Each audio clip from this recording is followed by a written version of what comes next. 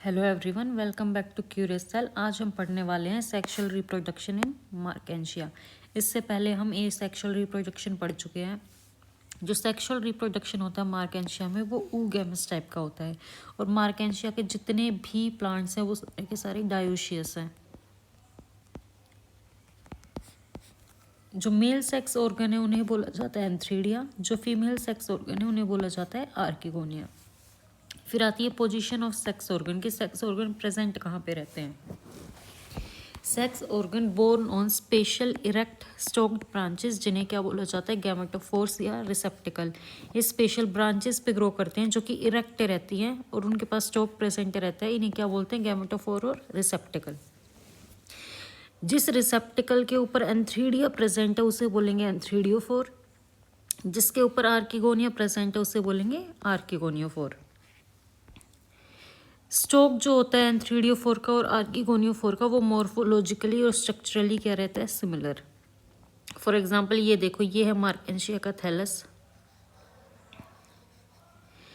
इसके यहाँ पे ये क्या प्रेजेंट है एंथ्रीडियोफोर, तो इसके ऊपर क्या लगेंगे एंथ्रीडिया। ये एंथ्रीडियोफोर है, एंथ्रीडिया प्रेजेंट है। ये देखो, ये मार्केंशिया का थैलस है, इसके ऊपर आर्किगोनिया प्रेजेंट है, तो जो इसका ये स्टोक इसे हम क्या बोलेंगे आर्किगोनियोफोर। यहाँ पे आर्किगोनिया और ये आर्किगोनियोफोर है। फिर आता है structure of antheridiophore. Sorry, it consist of a stalk. एक स्टोक प्रेजेंट रहता है जिसकी लेंथ कितनी है 1 से 3 सेंटीमीटर लॉन्ग। इसके ऊपर एक डिस्क प्रेजेंट रहती है जिसके पास 8 लोब प्रेजेंट रहते हैं। Towards the upper part of the disc antheridia occur in flask shape cavities. ऊपर के पोर्शन में फ्लास्क शेप कैविटीज में क्या प्रेजेंट रहते हैं एंथ्रीडिया। ये इसका डायग्राम देखो, ये क्या प्रेजेंट है स्टोक प्रेजेंट है किसका एंथ्रीडियोफोर का। ये इसकी डिस्क है। जो एंथ्रीडियोफोर की डिस्क है इसमें क्या है कुछ कैविटीज प्रेजेंट है जो ये आपको दिखाई दे रही है। इन कैविटीज के अंदर क्या प्रेजेंट है एंथ्रीडियम प्रेजेंट है। कैविटीज के अंदर क्या प्रेजेंट रहेंगे एंथ्रीडियम। जो ये स्टोक है इसकी लेंथ कितनी है 1 से लेके 3 सेंटीमीटर। हर एक एंथ्रीडियम का स्ट्रक्चर कैसा है पियर शेप स्ट्रक्चर है, जिसका छोटा सा स्टोक प्रेजेंट रहता है। बाहर एक स्टेराइल जैकेट की लेयर प्रेजेंट रहती है। इसके अंदर एंड्रोसाइट मदर सेल्स प्रेजेंट रहेंगे। हर एक एंड्रोसाइट मदर सेल बनाएगा एंड्रोसाइट, और हर एक एंड्रोसाइट मेटामॉर्फोज हो जाएगा बाइफ्लैजिलेटेड एंथीरोजोइड्स के अंदर। ये इसके एंथीरोजोइड का स्ट्रक्चर है, जिसके पास एक वेसिकल प्रेजेंट है, ये इसका स्ट्रक्चर है, और 2 फ्लैजिला प्रेजेंट रहते हैं इसके पास। इसके बाद है archegoniophore. Each archegoniophore arise from a region just behind the apex of the thallus. Thallus के अपेक्स के पीछे से क्या अराइज होते हैं आर्किगोनियोफोर। जो मैच्योर आर्किगोनियोफोर उसके पास एक लंबा स्टोक प्रेजेंट रहेगा। At it apex a distinct generally 8 red और लोब्ड स्टिल डिस्क। और इसके ऊपर स्टोक के ऊपर क्या प्रेजेंट रहती है एक लोब्ड 8 रे की 8 रेस प्रेजेंट रहती है stellate disc. Between the rays के बीच बीच में क्या प्रेजेंट रहेंगे group of archegonia arranged in radial rows, and each row being borne in an inverted position. Inverted position में प्रेजेंट रहती है हर रो।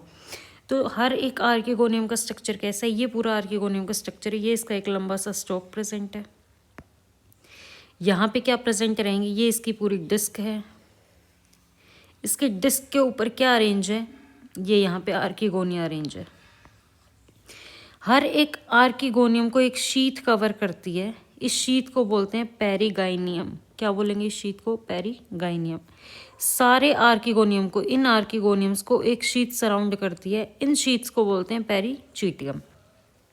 सिंगल आर्किगोनिया को अगर सराउंड कर रही है शीथ तो पेरिगाइनियम, सबको कर रही है तो पेरीचीटियम। आर्किगोनिया का स्ट्रक्चर कैसा है, एक फ्लास्क शेप स्ट्रक्चर है, आपको ये दिखाई दे रहा होगा। क्या प्रेजेंट है, एक नैरोवर नेक प्रेजेंट है, और नीचे क्या प्रेजेंट है एक ग्लोबो स्ट्रक्चर जिसे वेंटर बोला जाता है। नेक के पास प्रेजेंट रहते हैं नेक कैनाल सेल्स, वेंटर के पास प्रेजेंट रहते हैं वेंटर कैनाल सेल्स, और बीच में क्या प्रेजेंट रहेगा एग प्रेजेंट रहता है। इसके बाद है फर्टिलाइजेशन के प्रोसेस। फर्टिलाइजेशन के प्रोसेस के लिए किसकी ज़रूरत है, वाटर की ज़रूरत है। एंथीरोजोइड्स कहाँ से एंट्री लेते हैं? यहाँ से, जहाँ पे कवर सेल प्रेजेंट है यहाँ से एंट्री लेते हैं आर्किगोनियोफोर डिस्क से। और कैसे? Are splashed by rain water, rain water जैसे स्प्लैश करता है इनके ऊपर गिरता है, उसकी हेल्प से ये एंट्री ले लेते हैं on the slightly elevated archegoniophores above the thallus.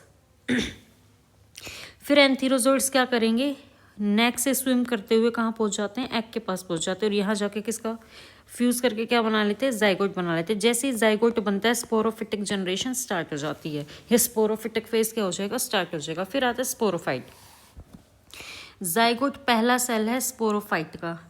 जैसे ही जाइगोट की फॉर्मेशन होती है जाइगोट साइज में बड़ा होना स्टार्ट हो जाता है ताकि वो पूरे इस एरिया को क्या कर ले? कवर कर ले। जाइगोट साइज में बड़ा हो जाएगा। फिर उसके बाद जो वेंटर के सेल्स रहते हैं वो क्या करते हैं? डिवाइड करते हैं और डिवाइड करने के बाद किसकी फॉर्मेशन करते हैं? कैलेप्ट्रा की फॉर्मेशन करते हैं जो कि प्रोटेक्ट करती है किसको? स्पोरोफाइट को, और सराउंड करती है डेवलपिंग स्पोरोफाइट को। फिर स्ट्रक्चर ऑफ मैच्योर स्पोरोगोनियम या स्पोरोफाइट।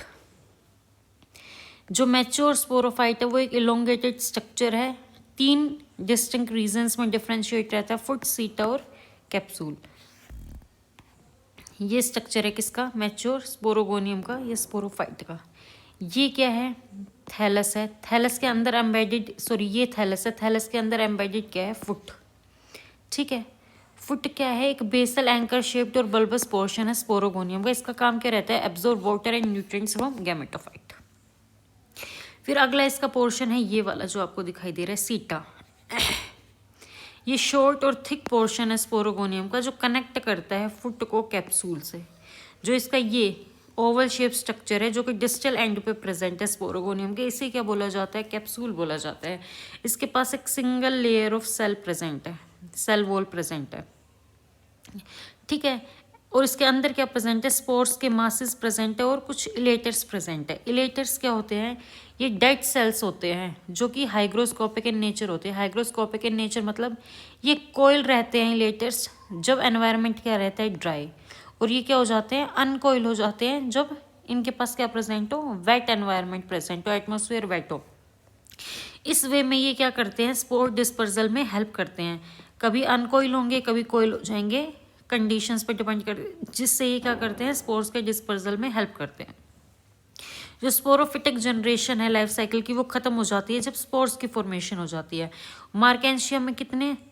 हर एक स्पोर मदर सेल 4 स्पोर्स की फॉर्मेशन करता है और वो जो 4 स्पोर्स हैं 2 तो डेवलप होते हैं मेल थैलाई में और 2 डेवलप होते हैं फीमेल थैलाई में। तो यही था आज का अपना topic, sexual reproduction in Marchantia. Thank you so much.